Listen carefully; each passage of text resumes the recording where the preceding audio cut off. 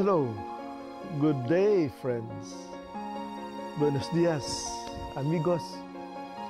Shoot ngay, tutlay, maayong adlaw kanatong tanan. In the gospel today, God reveals Himself and His will in concrete human history.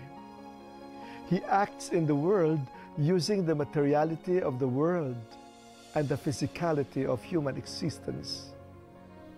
He chose Israel as His privileged favorite people for the initial stage of His self-revelation.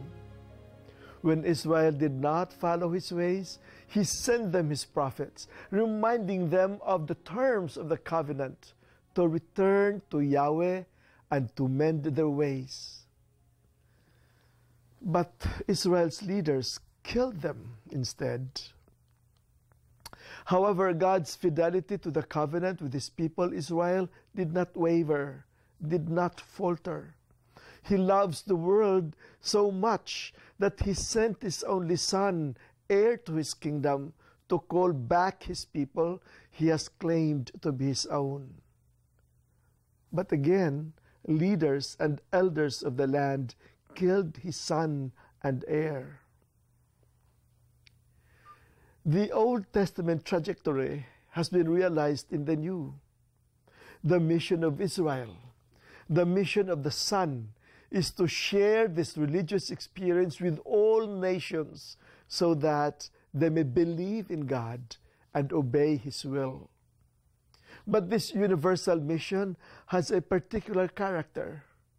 It is now addressed not so much to the leaders, the chiefs and the elders, but to the victims of their own power and authority, the poor, the violated. They, the poor, the violated, the victims of oppression and exploitation, are now the inheritors of the kingdom of the Son, the sole heir. The ruling elite have no more real power and authority over the poor and the oppressed, except by coercion and violence. The latter are now free. And as the new people of God and citizens of His kingdom, they can opt to live outside or even against the fetters of social controls determined by the bourgeois boundaries that only serve the few and enslave the majority. Thus, the early Christian community and our church in the modern world are united in the life and mission of the Son. That is their common identity, to present the newness of the reign of God that is better defined, not so much by its dogmatic orthodoxy, but by the practice of liberation of the poor and the disinherited of this world. In the Gospel of Luke, chapter 11, verse 20, Jesus says, "But if it is by the finger of God that I cast out the demons, then the kingdom of God has come to you." The Catholic Catechism of our church, number 543 and 544, says, "Everyone is called to enter the kingdom. The kingdom belongs to the poor and the lowly, which means those who have accepted it with humble hearts." Jesus shares the life of the poor from the cradle to the cross. He experiences hunger, thirst, and privation.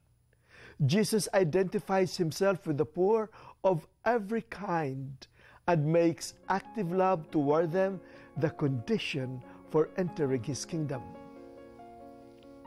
Friends, children, young men and women of today, Jesus is inviting us now to lead a new life defined by real active love and service.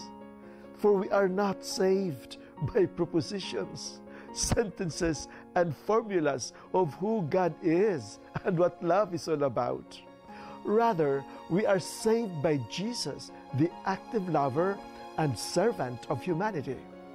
And so we go to Him as He comes to us. By loving and serving Him in the poor and the little ones to whom the kingdom belongs. Can you do that?